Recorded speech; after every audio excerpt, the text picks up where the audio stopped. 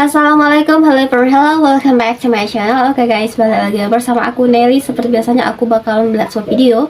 Dan video kali ini guys yang mau kulihat, ini sebuah video berjudul Jiran Kupas Politik di Negaranya, Indonesia Jadi Sorotan. Nah, ini mungkin jiran dimaksud di sini tuh mungkin Malaysia kali ya guys ya. Soalnya nih katanya mengupas politik di negaranya. Kira-kira siapa sih yang mengupas politiknya? Kira-kira tokoh yang mana gitu ya. Oke, sebelum kita play ini video buat kamu yang udah mampir channel aku, makasih banyak. Semoga kamu semuanya panjang umur, murah rezeki, dan selalu diberi kesehatan. Amin. Oke, langsung deh kita lihat apa sih isi videonya. Kok bisa Indonesia jadi sorotan? Padahal yang dikupas politiknya itu kan negara jiran ya. Jadi penasaran banget. Oke, langsung kita play dulu. Ramai rakan-rakan kita buat lawatan ke Indonesia. Nak lihat sendiri proses pengundian di Indonesia.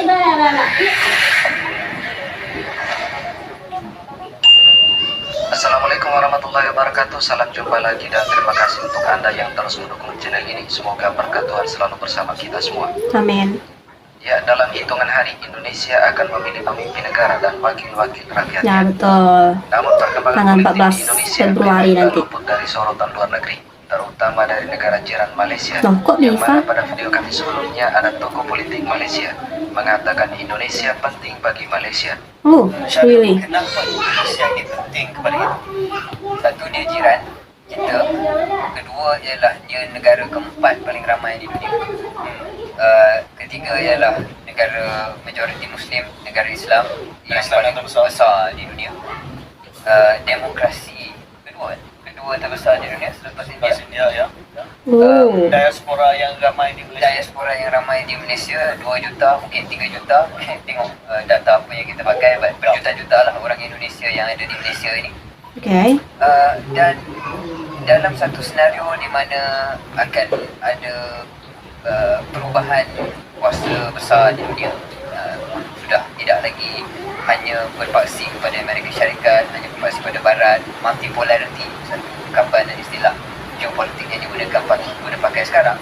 Indonesia merupakan salah satu paksi kuasa hujan, di guys. rantau ASEAN ini. Dan di sisi lain mereka juga menyoroti demokrasi Indonesia dari sudut pandang mereka. Komen sikit tentang politik kan ya. Tapi politik apa nama ni? Antara bangsa. Tengok depan ni. Jadi ini debat ketiga. Saya menyaksikan debat ini dalam TV. Dan saya buat video. Menerima tontonan lebih daripada 1,000 tontonan lah. Cuma nak share sikit komen apa nama ni. Komen apa nama ni yang ditulis ni lah. Politik matang, Indo depan. Di Malaysia situ matang dia. Ni tuan-tuan. Jadi Malaysia polis mereka dalam sekarang ni daripada parti yang berbeza mereka ni. Ketiga-tiga ni ada daripada parti Megawati tu. Ada yang daripada parti Nasional Demokrat Indonesia. Jadi mereka pun ada juga keterikahan. Tadi saya pun sepak dengan kawan saya, sahabat saya, orang Indonesia dan sepengajian saya. Jadi mereka pun ada juga keterikahan. Sekarang tambah-tambah sekarang ni dalam masa kumpulan dan sebagainya keterikahan. Yang disokong Anies, yang disokong Pak Ganjar, kawan tu sokong Pak Prabowo. Wow. Tetapi mereka bergaduh masa pilihan raya saja. Jadi kawan saya cakap lah. Jadi ni sekarang ni bergaduh ni sehingga bulan Februari pemilihan. Tapi selepas keputusan telah dibuat, telah dipilih siapa yang menjadi presiden dan calon wakil presiden, selesai. Ada lagi dah politik ni semua tak pada kita. Dah selesai daripada tahun 2022 bulan November dah selesai. Kerajaan dah terbentuk dah. Masih lagi kemulut politik ni tak berakhir. Masih gaduh lagi. Betul kan ni? Masih dengar lagi. Mula-mula apa? Langkah London. Langkah apa ke pula? Sekarang ni langkah Dubai pula. Langkah demi langkah. Kan? Tak habis-habis lagi. Patutnya dah habis selesai dah hari itu dah. Tak dengar dah langkah-langkah ni semua. Langkah ni akan dengar pada bulan November 2027. The next election. Ni baru dalam setahun lebih saja. Indonesia kalau pilih itu 5 tahun selesai. Politik pun dah habis dah. Masa untuk menjalankan tugas sebagai presiden dan wakil presiden, membangunkan negara. Pilihan tuan semula. Pak Jokowi dan Prabowo ni adalah kawan politik dia. Tapi selepas menang calon presiden yang aktif, Pak Prabowo ni jadi Menteri Pertahanan. Ya. Sebab apa? Nak kurangkan polarisasi, perpecahan, nak kurangkan satu-satu semula. Pilihan raya dah habis dah, marilah kita bergabung semula demi Indonesia. Semangat itu tidak ada pada kita. Tuan-tuan, tak ada semangat cinta ke negara tu. Tak ada. Masing-masing dengan orang mendapat nafsu syahwat masing-masing, nak merebut kekuasaan, padahal mendapat masa itu, ketika itu telah tamat pada bulan November 2022. Jadi ini satu yang kita kesal dengan politik di Malaysia ni berbanding dengan Indonesia. Sekarang politik baru, tak boleh kekal musuh sampai bila-bila. Saya ambil contoh di Indonesia, Oh, Prabowo 2 kali lawan Jokowi ya apa? dan undi mereka perolehi dekat, hanya selisih tak sampai 5%. Yes. Jokowi lawan Prabowo lawan Jokowi. Hari mengundi selalunya saya ada di Jakarta, selisihnya begitu dekat. Okey, Jokowi jadi presiden, dia menang. 4 tahun yang lalu sekali lagi mereka lawan, Jokowi menang lagi. Tapi perkara yang mengejutkan dilakukan oleh Jokowi, dia undang Prabowo masuk dalam kabinet dia. Dia lantik jadi Menteri Pertahanan. Ya. Menteri Pertahanan Indonesia amat hebat, karena di bawahnya dekat 1 juta ABRI, Angkatan Bersenjata TNI, Republik ya. Indonesia, banyak hebat. Tapi Jokowi berani lantik musuh politik dia jadi Menteri Pertahanan.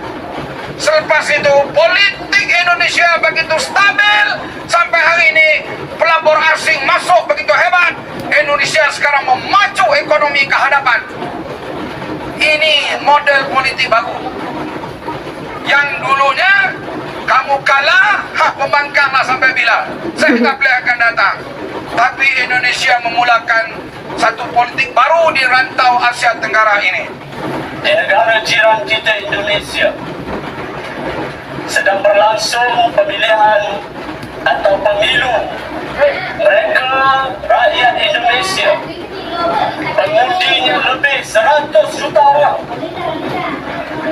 Hari ini masyarakat antarabangsa melihat Indonesia sebagai sebuah negara yang subur demokrasinya. Tuan-tuan dan puan-puan sekalian, ramai rakan-rakan kita buat lawatan ke Indonesia, nak lihat sendiri proses pengundian di Indonesia. Mereka melihat bagaimana semua parti-parti yang bertanding, Ya, nanti pemilihannya dilakukan serentak ya. di Indonesia, mereka diberikan hak sama rata dalam proses nak berkempen kepada rakyat, nak beri penerangan kepada rakyat. Semua calon-calon diberi ruang masuk dalam televisyen. Tak macam Malaysia, sekejap-sekejap Najib, sekejap-sekejap Rosmah, besok Najib balik, malangkan Rosmah balik, tak ada orang lain. Tapi di Indonesia, calon boleh saja menggunakan media elektronik, media cetak. Mereka juga boleh menggunakan kemudahan-kemudahan yang ada. Mereka boleh berjumpa rakyat, berkempen, menyatakan visi, menyatakan polisi mereka. Tidak seperti di Malaysia, mereka tak buat projek-projek segera ni. Macam di Malaysia, dekat-dekat nak pilihan raya, apa yang keluar? Ini projek Barisan Nasional.